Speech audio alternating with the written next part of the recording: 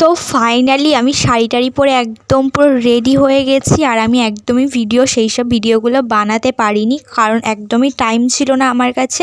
যেহেতু মাসিরাও ওই বাড়িতে যাবে, আর এই বাড়িতে যেহেতু আমরা তালা দিতে পারি না, যেহেতু শাটার লাগানো আছে, তো তার জন্য অনেক কষ্ট করে তাড়াতাড়ি করে রেডি করেছি, যার জন্য সেইভাবে আমি ভিডিওগুলো নিতে পারিনি।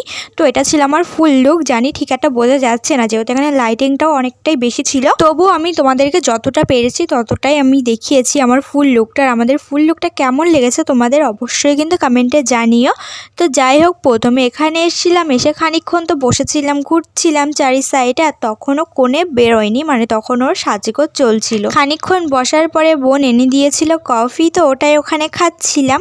তো খাওয়া টাওয়ার পরে বোন বললো চল বাইরের দিক থেকে ঘুরে আসি। তো তারপরে যাচ্ছিলাম বাইরের দিকে। আর তারপরে ফুচকা, ওখানে তো মোটেই ফাঁকা পাচ্ছিলাম না, ফাঁকা পাওয়ার কোনো চান্সই ছিল না, যেহেতু এত ভিড় ওখানটায়।